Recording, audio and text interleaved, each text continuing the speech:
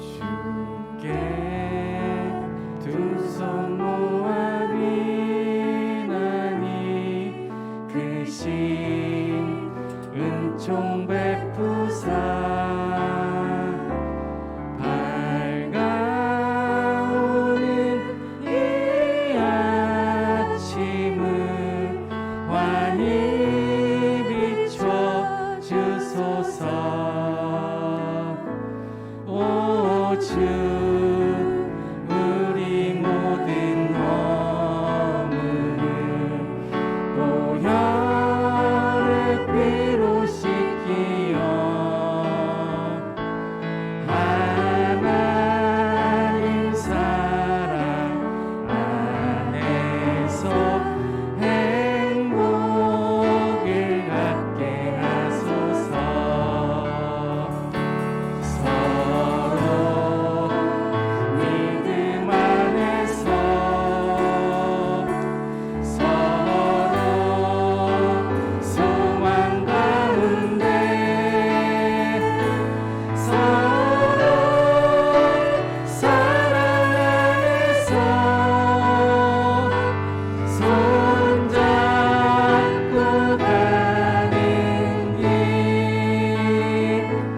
오주 사랑의 종소리가 사랑의 종소리가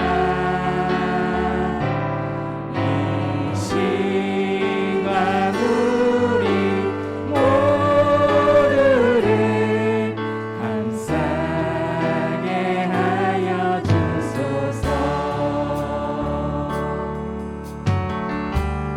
2절로 고백하시겠습니다.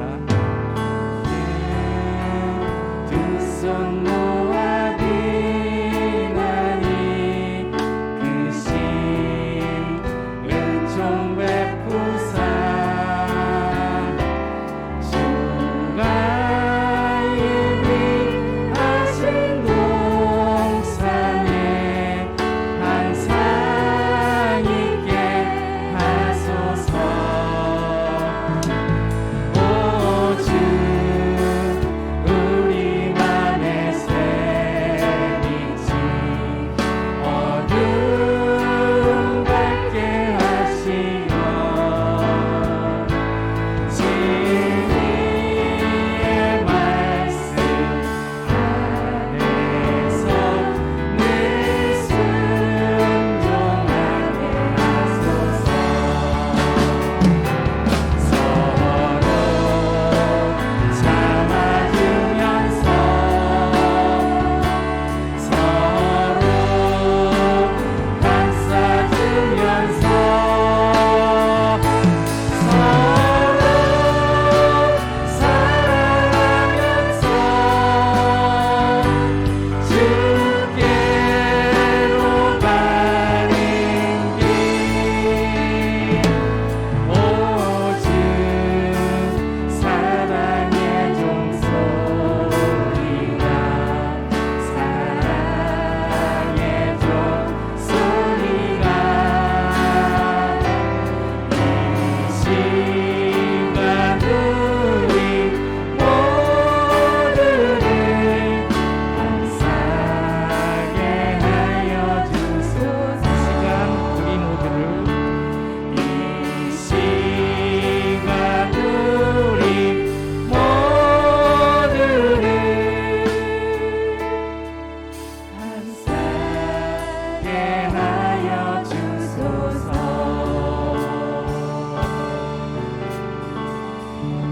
아멘. 처음에 이 찬양을 부를 때 새벽 기도 가시는 엄마가 생각이 나더라고요.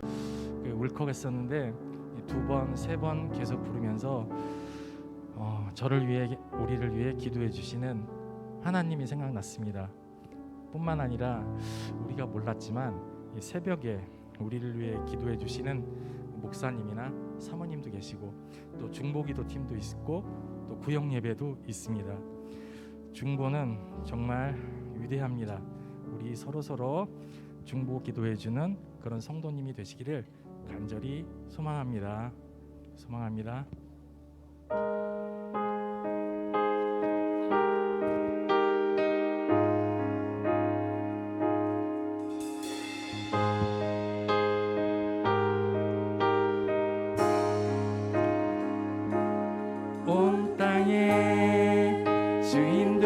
하신 주님이 내 이름 아시며 상한 맘 돌보네. 어둠을 밝히시는 새벽별 방황하는 내 맘 주의 길 비추시네. 나로 인함이 아닌 주가 행하신 일로 나의 행함이 아닌 오직 주로 인하여 나는 오늘 피었다 지는 이름 없는 꽃과 같네. 바닥에 이는 파도 안개와 같지만 주는 나를 붙드시고 부르짖음 들으시며 날 귀하다 하시네.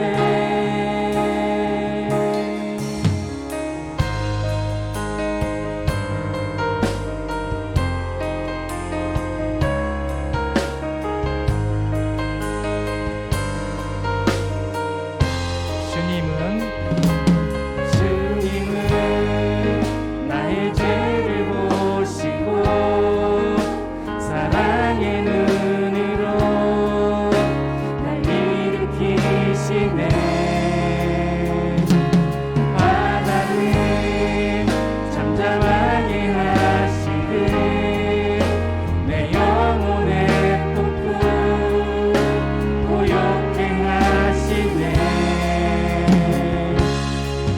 나로 인함이 아닌 주가 행하신 일로 나의 행함이 아닌 오직 주로 인하여 나는 오늘 피었다 지는 이름 없는 꽃과 같네. 바닥에 이는 파도 안개와 같지만 주는 나를 붙드시고 부르짖음 들으시며 날 귀하다 하시네. 나는 오늘 피었다 지는 이름 없는 꽃과 같네. 바닥에 있는 파도 안개와 같지만 주는 나를 붙드시고 부르짖음 들으시며 날 귀하다 하시네.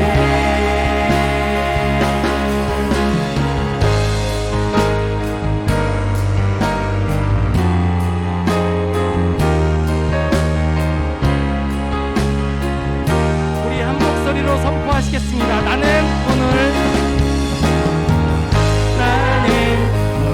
피었다 지는 이름 없는 꽃과 같네.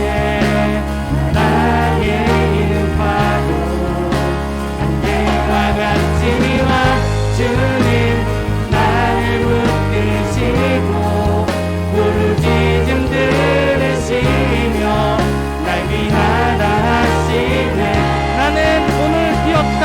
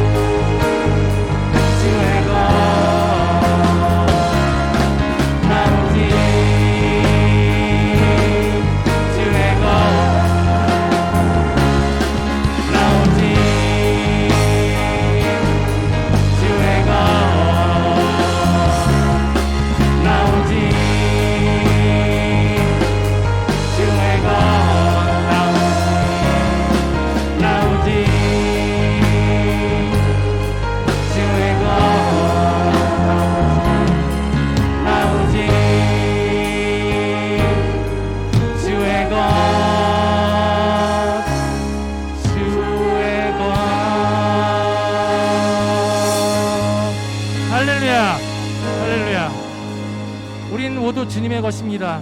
우리는 모두 주님의 것입니다. 할렐루야.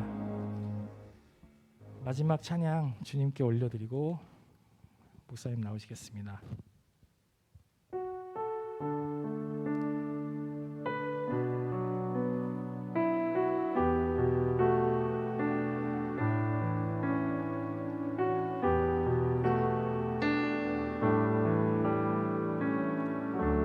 이와 같은 때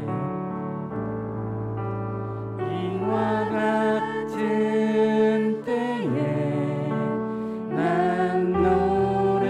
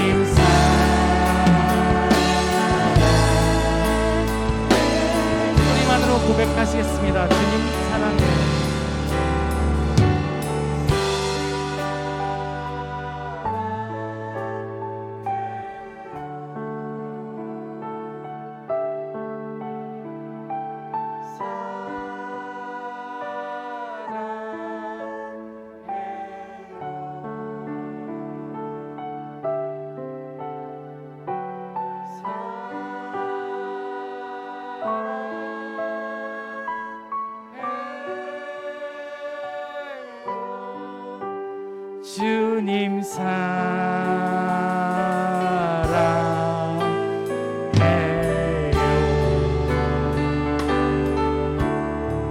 네, 그렇습니다. 이와 같이 어려운 시대에 코로나로, 재정적으로, 관계로 모든 것이 어려운 이 시대에 우리가 믿을 것은 주님밖에 없습니다. 그 주님의 옷자락에, 그 주님의 사랑에 의지하며 그 주님의 사랑에 힘입어 살 수 있는 우리가 모두 될 수 있게 해달라고 우리 모두 다 같이 주여 한번 외치며 기도하며 나가시겠습니다. 주여!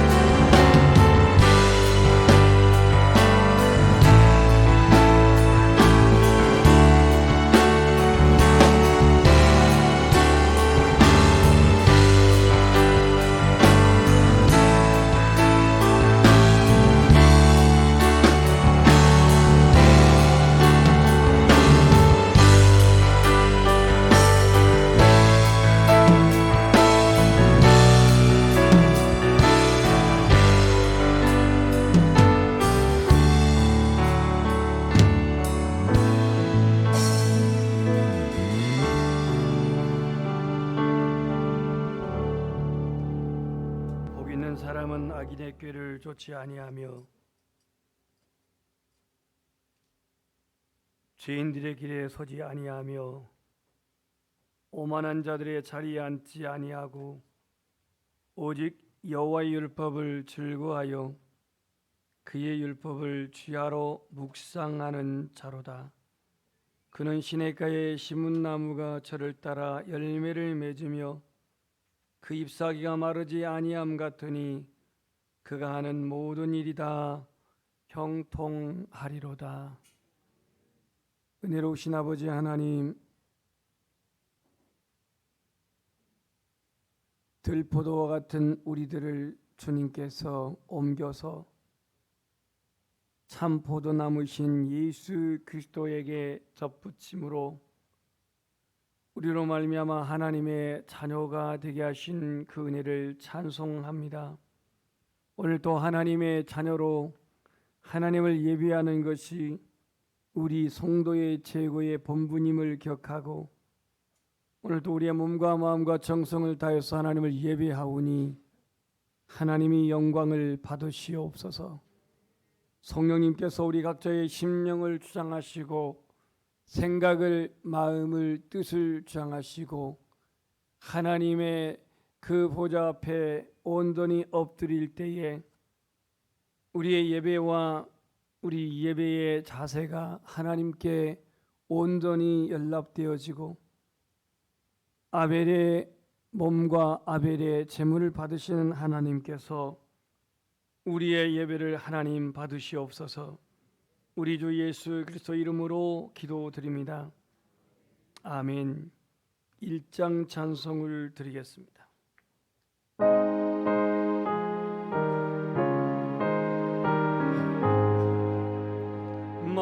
만복의 근원한 하나님, 온 백성 찬송 드리고 저 천사여 찬송하세. 찬송 성부 성자 성령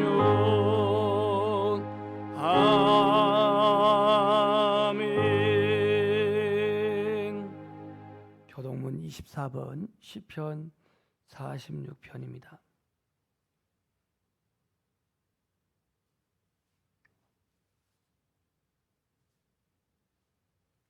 하나님은 우리의 피난처시요 힘이시니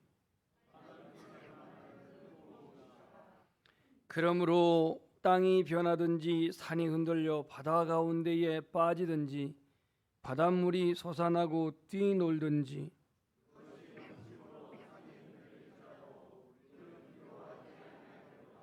한 시내가 나뉘어 흘러 하나님의 성 곧 지존하신 이의 성소를 기쁘게 하도다.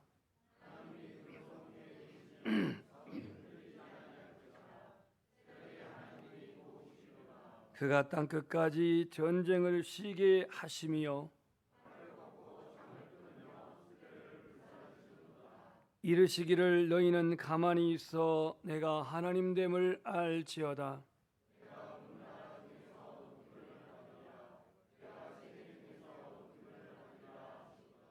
만군의 여호와께서 우리와 함께 하시니 아멘. 나는 전능하신 아버지 하나님 천지의 창조주를 믿습니다. 안개 유일하신 아들 우리 주 예수 그리스도를 믿습니다. 그는 성령으로 잉태되어 동정녀 마리아에게 나시고 본디오 빌라도에게 고난을 받아 십자가에 못 박혀 죽으시고 장사된 지 사흘 만에 죽은 자 가운데서 다시 살아나셨으며 하늘에 오르시어 전능하신 아버지 하나님 우편에 앉아 계시다가 거기로부터 살아있는 자와 죽는 자를 심판하러 오십니다. 나는 성령을 믿으며 거룩한 공교회와 성도의 교제와 죄를 용서받는 것과 몸의 부활과 영생을 믿습니다. 아멘. 주기도문 찬송을 드리시고 예배를 위해서 오홍수 장로님 기도하시겠습니다.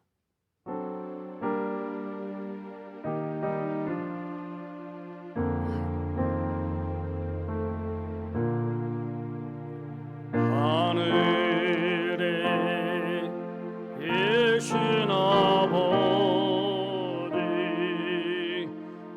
이름 거룩하사 주님 나라 임하시고 뜻이 이루어지리라.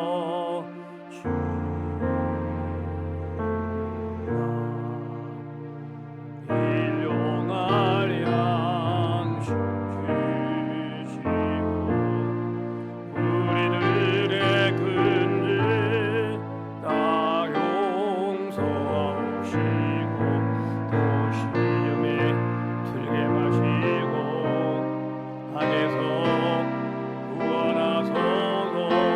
내게 주의 나라 주의 권세 주의 영광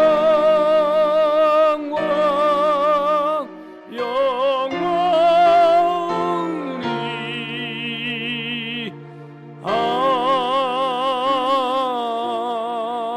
아멘.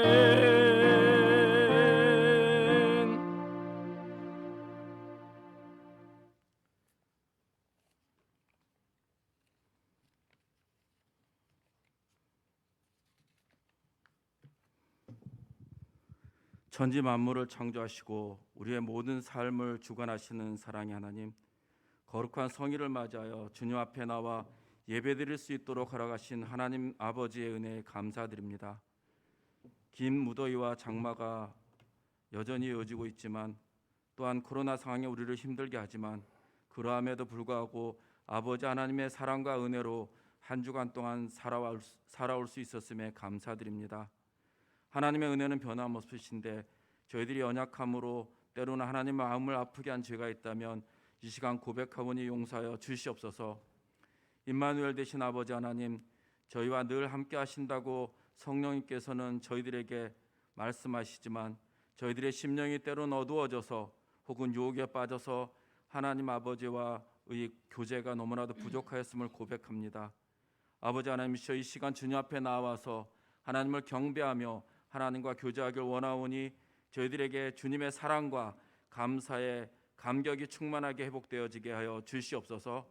아버지 하나님이시여, 한 주간 동안 또한 지내오는 가운데 하나님의 은혜로 잘 지내왔으며 특별히 부처간에는 청년부에서 1박 2일 MT를 잘 마칠 수 있었습니다.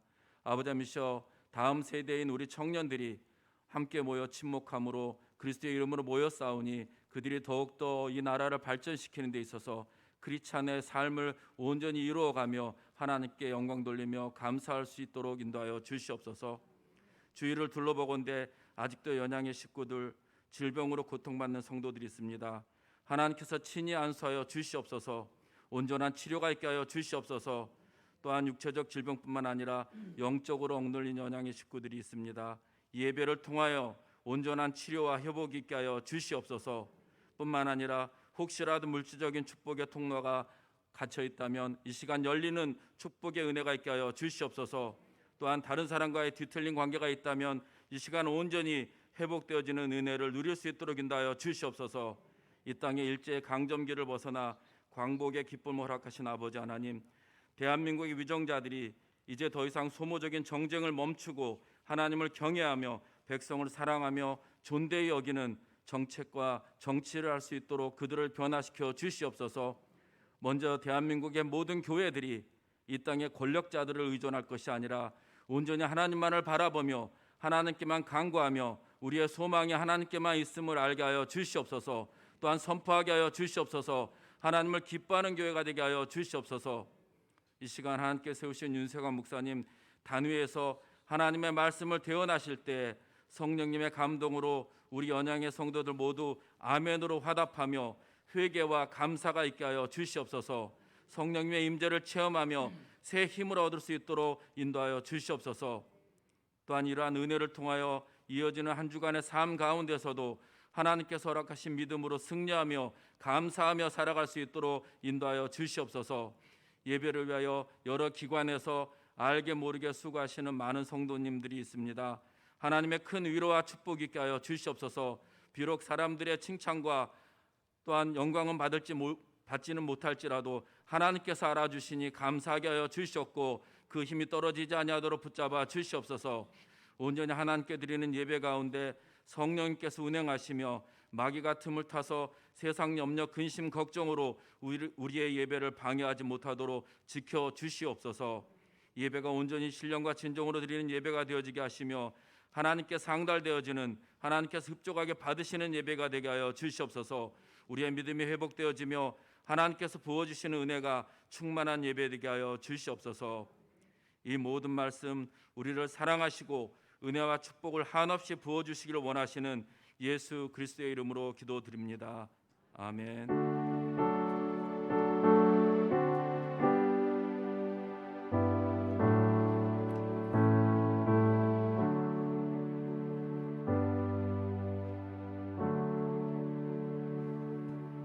오늘 나눌 말씀은 히브리서 4장 12절에서 14절 말씀입니다. 신약성경 356페이지에 기록되어 있는 히브리서 4장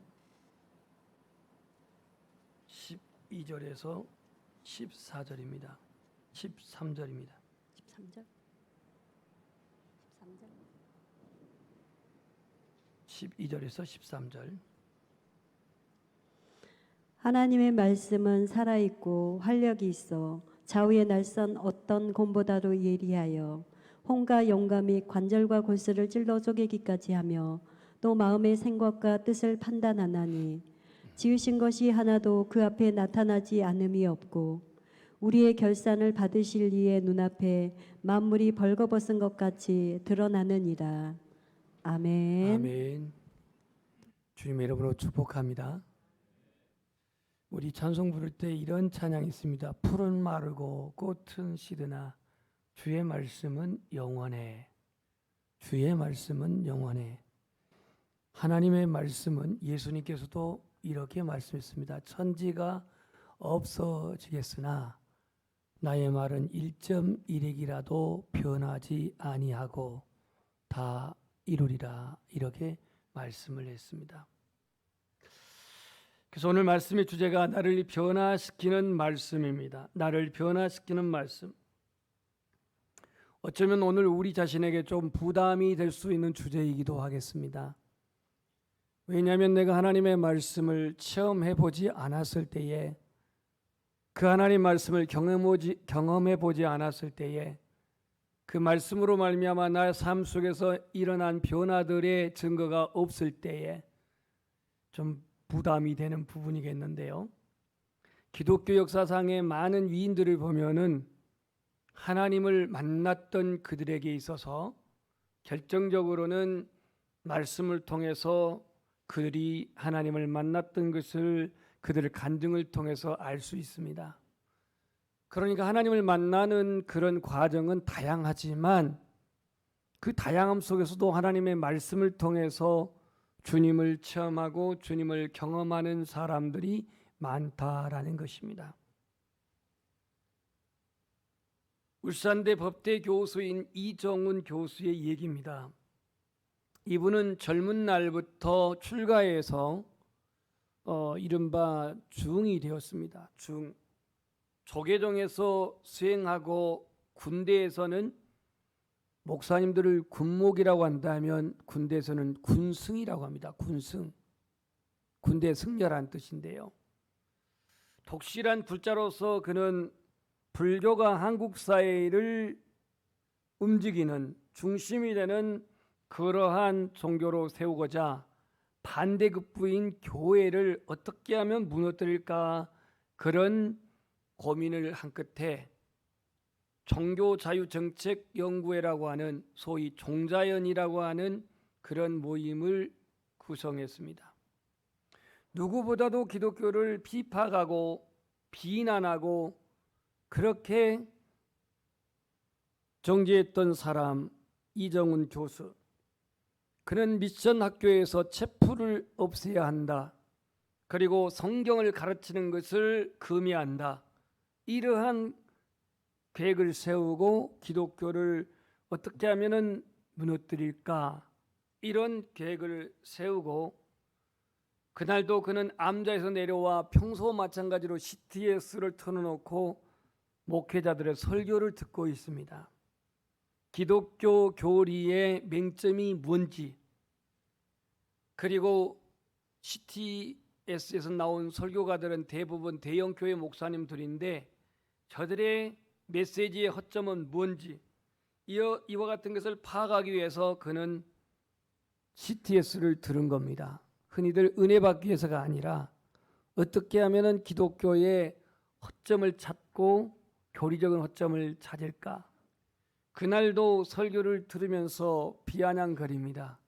웃기고 자빠졌네, 지나 잘하지, 이러면서 이제 비판을 합니다. 그렇게 듣고 있다가 그날 설교가 이러한 구절에서 그는 충격을 받게 됩니다. 하나님 앞에서 우리는 죄인입니다. 하나님 앞에서 누구나 죄인입니다. 이 한마디 말씀에 그는 죄인이라고 하는 이 단어가 그 뇌리에 박히면서 그의 간증에 의하면 자신의 혀가 굳어졌다고 합니다. 말을 못하도록, 교수가 말을 못하면 끝나는 겁니다. 혀가 굳어지고 완전히 이제 그 앞에 방바닥 앞에 거꾸러졌습니다. 이제 나는 이대로 죽는가? 혀가 구부러져 갖고 말이 안 나오는 거예요. 그래서 그는 절망하면서 엎드려 있는데 말씀이 육신이 되어 오신 예수 그리스도, 그가 그 거꾸러진 상황에서 찾아온 주님을 그는 만났다라고 고백을 합니다. 이분은 그분의 간증에 의한 것입니다. 다메섹 도상에서 바울이 예수님을 만났을 때 그는 거꾸러졌습니다. 3일 동안 눈을 보지 못하고 그는 먹지 못하고 고뇌의 3일을 보낸 가운데 아나니아라고 하는 선지자의 기도를 받고 비로소 눈을 뜨게 됩니다. 2007년 이정훈 교수는 세례를 받고요. 예수님만이 우리의 구원자이심을 그는 증거하고 변증하는 변증가로서 지금도 활동하고 있습니다. 현대 그리스도인의 아쉬움과 아픔이 있다고 한다면 말씀의 체험이 너무 부재하다는 것이죠. 말씀을 읽지만 또 말씀 묵상하지만 말씀의 체험에 너무 부재한 오늘의 시대입니다.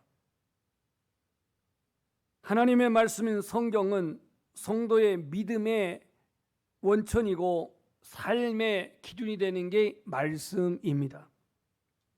하나님의 말씀을 어떻게 생각하고 어떻게 믿고 바라보느냐, 그 말씀에 대한 우리들의 자세가 우리의 믿음, 우리의 신앙의 태도를 결정합니다.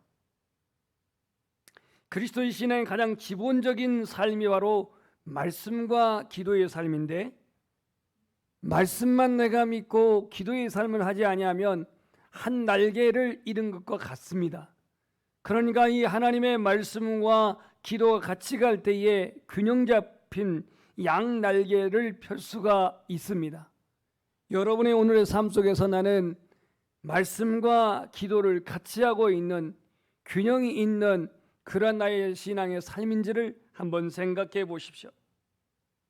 히브리서는 예수 그리스도가 구약의 선지자보다도 제사장보다도 뛰어난 하나님이 보내신 구원자라는 사실을 증언하고 있는 변증서가 히브리서입니다.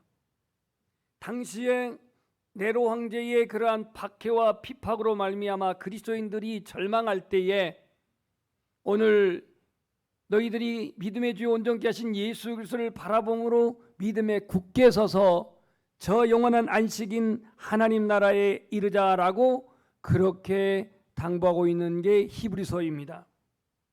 그런 가운데 오늘 이 히브리서의 오늘 말씀을 이렇게 소개하기를 하나님의 말씀은 살아있고 활력이 있어 좌우의 날선 어떤 검보다도 예리하다 그랬습니다.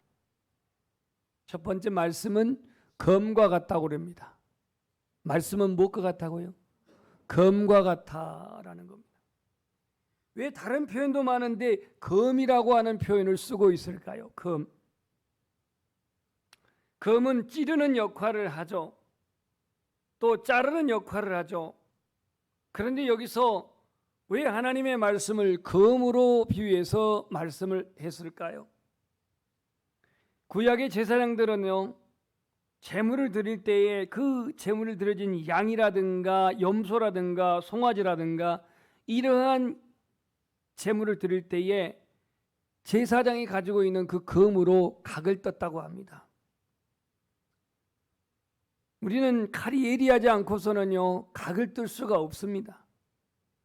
그 뿔을 자르고 뼈를 자르고 하는 데 있어서 요즘같이 무슨 칼이 다양하고 도구가 다양한 시대가 아닙니다. 구약 시대는 오로지 제사장이 가지고 있는 그 칼, 지금으로부터 약 한 4,000년 전으로 거슬러 올라간다면은 그 당시에 신석기 시대라고 볼 수 있을지 모르겠는데, 이럴 때에 철이 그렇게 발달되지 아니한 시대에서 칼이 잘 든들 얼마나 잘 들겠습니까? 하지만 그 양들을 각을 뜨고 뿔을 자르고 하는 그 기구를 쓰는 칼은 나름대로 예리하지 않고서는 그 제사의 일을 할 수가 없었습니다. 그래서 오늘 각을 뜨고 제물을 하나님께 바치는데 사용됐던 그 검을 비유해서 하나님의 말씀은 좌우의 날선 어떤 검보다도 예리하다 이렇게 말하고 있습니다. 계시록 2장 12절에 보면 버가보에 나타나신 예수 그리스도를 어떻게 소개하고 있냐면 좌우의 날선 검을 가지신 이라 그랬습니다. 좌우의 날선 검을 가지신 이. 그러면 좌우의 날선 검을 가지신 그 이는 뭐냐? 말씀을 가지신 예수 그리스도를 나타내고 있습니다. 에베소서 6장 12절로 보면 하나님의 전신갑주를 소개한 데 있어서 우리가 하나님의 말씀을 무엇의 검이라고 말합니까? 성령의 검이라고 들어보셨나요? 하나님의 말씀 곧 성령의 검을 취하라 그랬죠. 그래서 말씀을 성령의 검으로 바울은 에베소 교회에 소개하고 있습니다. 예리하지 않고서는 쪼갤 수가 없습니다. 찌를 수가 없습니다. 더욱이나 물건을 찌르는 게 아니라 자르는 게 아니라 우리의 영, 혼, 관절, 골수를 찔러 쪼개기까지 하는 이 하나님의 말씀을 검으로 표현하고 있다라는 거예요. 검으로. 영은 휴누마라에서 하나님이 인간을 지으실 때 코에 생기를 불어넣어 르하으라고 하는 그 생기를 불어넣었습니다. 이게 영입니다. 혼은 헬라어로 푸시케인데 이건 자연적인 육신의 생명을 의미합니다. 하나님의 말씀은 우리의 영을 새롭게 하고 하나님의 말씀은 우리의 혼적인 생각을 바꾸고 하나님 말씀은 우리들의 잘못된 가치관을 완전히 깨뜨려 바꿀 수 있는 바로 검이라는 얘기죠. 칼이라는 얘기죠. 예리하지 않은 검은 관절을 관통할 수 없습니다. 자를 수 없다 이 말이에요. 골수는 뼈 안에 있는 부드러운 그러한 하나의 액체인데요. 이러한 골수까지도 온전히 잘라낼 수 있고 파낼 수 있는 예리한 검, 이게 바로 하나님의 말씀입니다. 전 세계인들이 가장 많이 불려지는 나 같은 죄인 살리신이라는 찬양이 있습니다. 이 나 같은 죄인 살리신 그 찬양 가사를 쓴 분이 존 뉴턴이라는 분입니다. 요한 뉴턴이라고 해도 되겠죠. 뉴턴이라는 사람이 만류 인력을 개발한 사람도 뉴턴이지만 그 사람하고는 동명이인입니다. 이 존 뉴턴은 원래 아버지 그 노예 상인 아버지를 따라다니는 노예 장사였습니다. 그러니까 아버지가 그 노예 상선의 선장이었고 이 뉴턴은 아버지 밑에서 그 선언하면서 노예를 잡아다 파는 이런 일을 했어요. 이런 뉴턴이 결국 변화되고 회개하고 목사님이 된 나이는 40세가 되어서 목사님이 됐는데 그가 노예 상인으로서 자기의 죄를 깨닫고 회개하고 뉘우쳐 목사님이 되기까지는 하나님의 말씀이 그를 변화시켰기 때문이었습니다. 그래서 오늘 히브리서 기자는 하나님의 말씀을 검으로 표현하고 있습니다. 어떤 검이냐면 좌우의 날선 검입니다. 그래서 이 하나님의 말씀은 심령을 찌른다고 합니다. 오늘 본문 말씀 보면 영, 혼, 관절, 골수를 찔러 쪼개기까지 한다 이렇게 말하고 있습니다. 오늘 우리가 하나님의 말씀을 찔러 쪼개기까지 한다라고 하는 이 말씀의 실제를 사도행전 2장 36절에 보면은 베드로가 설교합니다. 그의 설교의 하이라이트는 너희가 십자가에 못 박힌 예수를 하나님이 주와 그리스도가 되게 하셨느니라. 오늘 많은 청중들에게 너희가 십자가에 못 박힌 예수를 하나님이 주와 그리스도가 되게 하셨느니라 이 말씀을 선포했을 때 그 많은 청중들은 어떤 반응을 일으켰냐면 그들이 이 말을 듣고 마음에 찔려 베드로와 다른 사도들에게 물어 이르되 형제들아 우리가 어찌할꼬 형제들아 우리가 어찌할꼬 이렇게 반응합니다. 베드로의 선포한 하나님의 말씀에 그들의 심령이 찔림을 얻은 겁니다. 너희가 예수 그리스도 십자가에 못 박혔다. 너희가 예수 그리스도 십자가에 죽였다. 그 예수를 하나님이 주와 그리스도가 되게 하셨다라고 선포했을 때에 그들은 우리가 죽였다고 반항하지 않고 우리가 죽였다고 반문하지 않고 우리가 어찌하면 좋습니까? 우리가 어떻게 하면 좋습니까? 이렇게 그들은 애통해하며 사도들 앞에 고백했습니다. 이때에 베드로가 말합니다. 너희가 회개하여 예수 그리스도의 이름으로 죄사함을 받으라 그랬습니다. 이때 회심한 사람들이 무려 3,000명이나 되었다고 말합니다. 말씀을 통해 찔림을 받았다는 거예요. 말씀이 심령을 강타하니 돌 같은 마음이 회개하게 됐다는 얘기. 오늘 이 코로나 시대에 오늘 현대인들은 지쳐 있어가지고 그리스도인들이 지쳐가지고 제발 말씀을 통해서 위로받고 싶어요. 말씀을 통해서 축복받고 싶어요.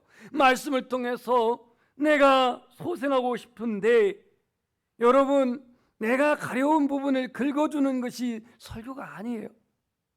여러분에게 듣기 좋은 말만 내가 전하는 게 설교가 아니에요. 설교는 지금에 있는 본문에서 기록된 말씀의 중심에 하나님이 나에게 뭐라고 말씀하신가를 전하는 게 설교지, 내가 듣고 싶은 것만 듣고 위로받을 것만 위로받고 그것이 내게 공감하니까 은혜라고 이렇게 우리가 치부한다면 어떻게 찔림을 받습니까? 어떤 분들은 날카로운 설교에 왜 나한테 저렇게 책망하지? 그리고 저기 문 밖에 나가면서 사요나라, 교회는 연양교회만 있는 게 아니야, 모두가 다 주님의 교회야, 이렇게 생각하고 사요나라 하신 분들도 있어요.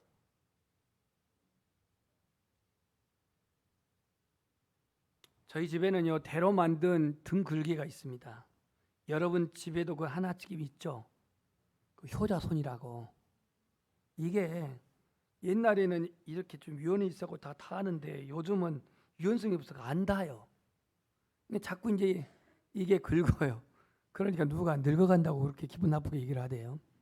절대 그걸로 그렇게 치부하면 안 됩니다. 근데 그 대가지가 왜 그렇게 시원한지요? 하나님 말씀을 통해서 우리 영이 살아야 합니다. 하나님 말씀을 통해서 내 영혼이 소생해야 합니다. 세례요한이 광야에서 외칠 때에 뭐라고 외쳤냐면, 회개하라, 천국이 가까웠느니라, 독사의 자식들아, 누가 너희를 가르쳐 임박한 진노를 피하라 하더냐라고 마태복음 3장 7절에 말합니다. 오늘 우리에게 독사의 자식들아 이렇게 그야말로 표독한 말을 한다면은 상처받고 시험 들어서 아마 교회를 떠날 사람도 많을 거예요. 그런데 그들이 그 불같은 메시지를 듣고 회개하고 세례받은 많은 군중들이 있었는가 하면은, 당시에 독사의 자식들과 같았던 바리새인들과 사두개인들, 종교인들, 유대 종교인들은 그야말로 세례 요한의 그 불같은 메시지에 코웃음을 치고 이를 갈고 갔던 것을 알 수 있습니다. 여러분들이 위로받기를 원한다면 하나님 말씀 앞에 겸허해 주십시오. 하나님 말씀 앞에 무릎을 꿇으십시오. 하나님의 말씀에 내 자신에게 주어진 말씀이 때로 책망이라면 그 말씀을 통해서 내가 하나님 앞에 회개하고, 그 하나님 말씀이 나에게 위로라고 한다면 그 말씀 앞에 샘을 얻고 소생하기를 주의 이름으로 축복합니다. 예레미야 17장 9절에 보면은요, 만물보다 거짓되고 심히 부패한 것은 마음이라 그랬습니다. 오늘 현대인들은 너무너무 마음이 완악하고 완고해서 어지간한 말씀에는요 아무런 감흥도 없고 자극도 받지 않습니다. 우리 마음 안에는 여전히 내면에는 온갖 추하고 더러운 것들이 존재하고 있습니다. 그걸 성경에는 간음과 간사함과 음란함과 거짓과 탐욕과 교만과 분노, 미움과 시기, 이와 같은 것들이 우리 안에 있는데, 하나님의 말씀이 나를 찌를 때에, 하나님의 말씀이 그 부정적인 생각을 찌를 때에, 하나님의 말씀이 그 더러운 혼적인 생각을 찌를 때에 우리는 구별된 삶을 살게 될 것입니다. 말씀의 빛이 내 안에 어둠을 드러낼 때에 비로소 성별된 삶을 살 것입니다. 오늘 하나님의 말씀이 예리한 검처럼 나의 마음과 생각을 찌를 때에, 다시 말해서 우리의 부패한 마음, 부정한 혼적인 생각들이 하나님 말씀 앞에 직면될 때에, 직면하게 될 때에 나 자신의 존재가 추하고 더러운 죄인인 것을 깨닫게 될 줄 믿습니다. 1907년 평양 장대현 교회의 부흥운동은 마지막 날 그 교회의 평신도 대표인 길선주 장로님, 나중에는 그분이 목사님이 되셔서 최초의 7명 목사님 중에 한 분이 되는데요, 아마 그 목사님이 되는데 또 이 은혜 받았던 이 은혜가 결정적이 아닌가 싶어요. 그 길선주 장로님이 마지막 집회 때 뭐라고 나와서 말하냐면, 나는 아간과 같은 도둑놈입니다, 나는 아간 같은 죄인입니다 라고 장로님이 말씀한 거예요. 모든 성도들이 존경하고 모든 성도들의 신앙을 그렇게 우러러보고 있는 장로님이 나와가지고 하는 말이 나는 아간과 같은 도둑놈이요 죄인이라고 이렇게 말하니 사람들이 충격을 받았습니다. 왜 그런지를 이제 소상히 말합니다. 나는 1년 전에 친구가 죽으면서 유언하기를, 그 친구가 포목점 사장이었는데요. 포목점 사장이었는데 자신이 그 길성주 장로님에게 이 재산을 너에게 맡길 테니 자네가 잘 관리해서 나의 아내에게 또 우리 가족들을 잘 돌아보고 그렇게 하라고 부탁을 받았다는 겁니다. 그런데 이 유언을 유지를 받은 이 길성주 장로님은 자신이 그 받은 돈 일부를 떼먹고 다 부인에게 전달하지 않았다고 합니다. 그래서 그는 고백하기를, 내일 아침 나는 그 드리지 않았던 떼먹었던 돈을 다시 그 부인에게 갖다 드릴 것입니다 하고 그 마지막 날 밤에 그가 그렇게 말씀 앞에 깨어져 가지고 고백했을 때 여기저기서 흐느끼면서 무릎 꿇으면서 나도 아간이라고 고백한 사람, 저기서도 또 자기의 죄를 고백하면서 평양 장대인 교회의 부흥은 그렇게 시작됐다고 합니다. 말씀은 심령을 찌릅니다. 오늘 우리가 하나님 말씀을 체험할 때, 경험할 때 듣고 싶은 말, 위로받고 싶은 말, 가려운데 긁어주는 말만이 아니라 내 안에 부정한 생각, 타락한 혼적인 생각, 내 안에 추한 것 모두가 하나님 말씀으로 말미암아 온전히 드러나 하나님 앞에 말씀을 통해서도 구별되고 성별된 경건한 그리스도인이 되기를 주의 이름으로 축복합니다. 세 번째로 오늘 말씀은 우리의 뜻과 마음의 생각과 뜻을 판단한다 그랬습니다. 또 마음의 생각과 뜻을 판단하나니 지으신 것이 하나도 그 앞에 나타나지 않음이 없고 우리의 결산을 받으실 이의 눈앞에 만물이 벌거벗은 것 같이 드러나느니라, 이렇게 말하고 있습니다. 예수님은 우리의 마음의 생각을 아실까요? 모를까요? 아신다고 그랬습니다.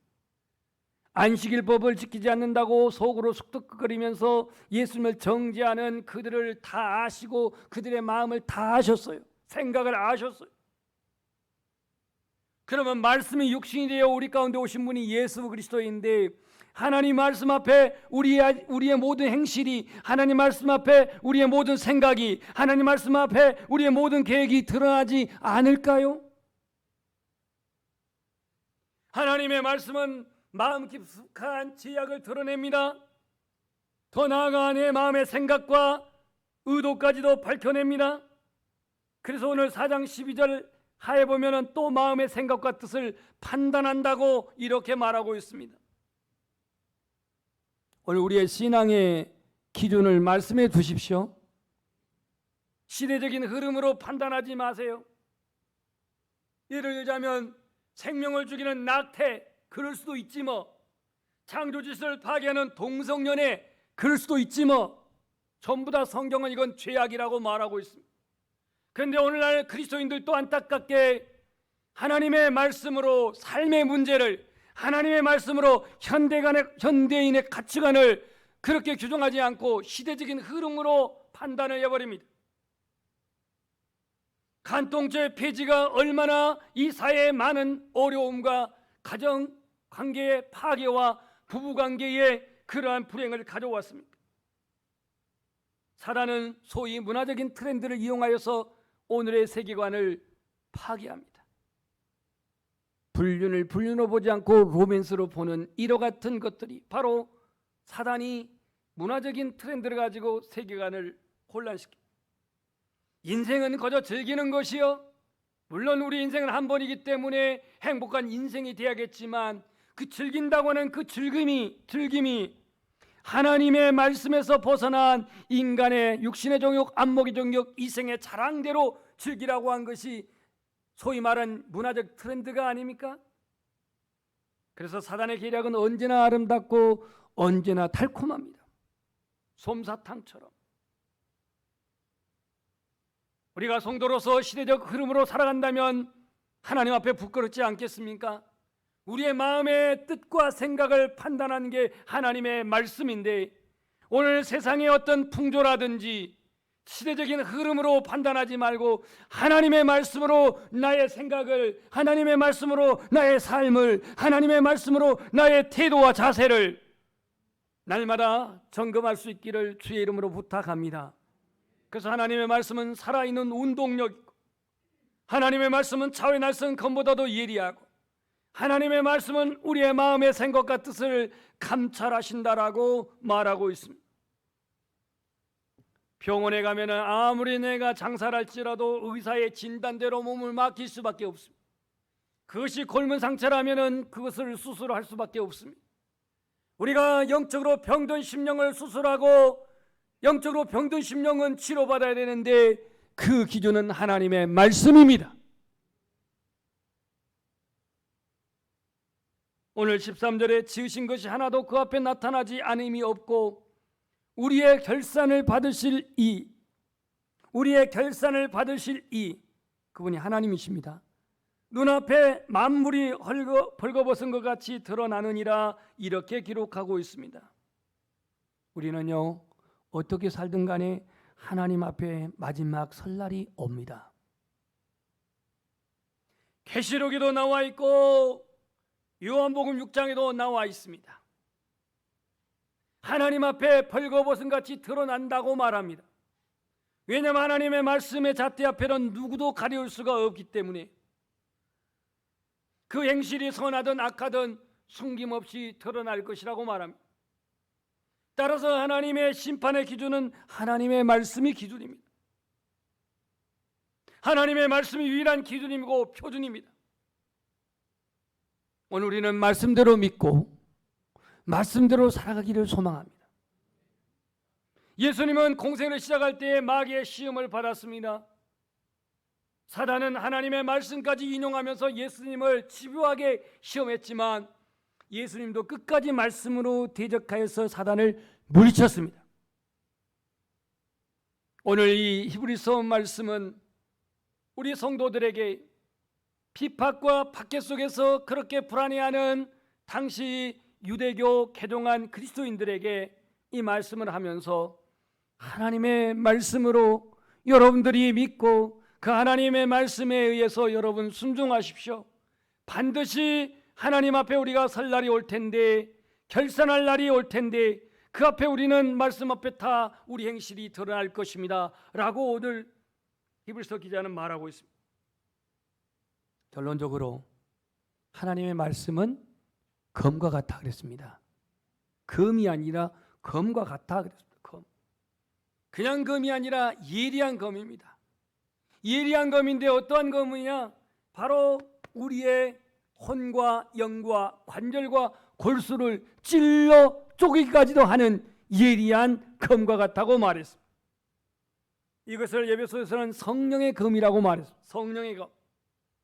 언제나 하나님의 말씀은 예수 그리스도가 말씀하신 보혜사 성령과 같이 합니다. 그래서 말씀이 역사할 때는 벌써 성령님이 역사하신 것입니다. 성령님이 역사하시는 그 안에는 하나님의 말씀 규정 안에서 역사하시는 걸 알 수가 있습니다. 하나님의 말씀은 검이라고 말합니다. 오늘 본문에 우리의 심령을 찌르는 검과 같다고 말합니다. 세례 요한은 그 말씀을 전할 때에 군중들이 회개하고 세례를 받았고, 베드로가 설교할 때는 마음에 찔림 받고 그들이 회개한 이후에 세례를 받았습니다. 오늘 하나님의 말씀 우리의 마음과 뜻, 생각을 감찰하신다고 말합니다. 이제 적용해 봅시다. 오늘 우리가 가지고 있는 성경, 우리가 보고 있는 말씀, 오늘 우리가 듣고 있는 설교, 오늘 하나님 말씀이 나의 삶에 어떤 영향력을 미치고 있느냐 이거예요. 그냥 기록된 이스라엘 역사고, 기록된 예수 그리스도의 일대기고, 기록된 사도 바울의 신앙 고백으로만 지배합니까? 아니면 이 하나님 말씀이 나의 삶을 어떻게 변화시키고 있습니까? 여러분, 하나님의 말씀으로 변화된 삶의 증거가 있습니까? 그 변화된 모습은 과연 지금 나는 어떻게 나타나고 있습니까?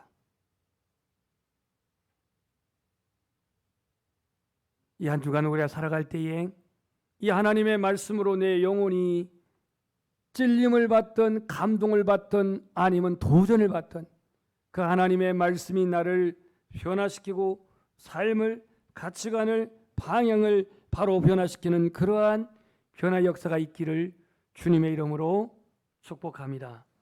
우리 찬송하겠습니다. 300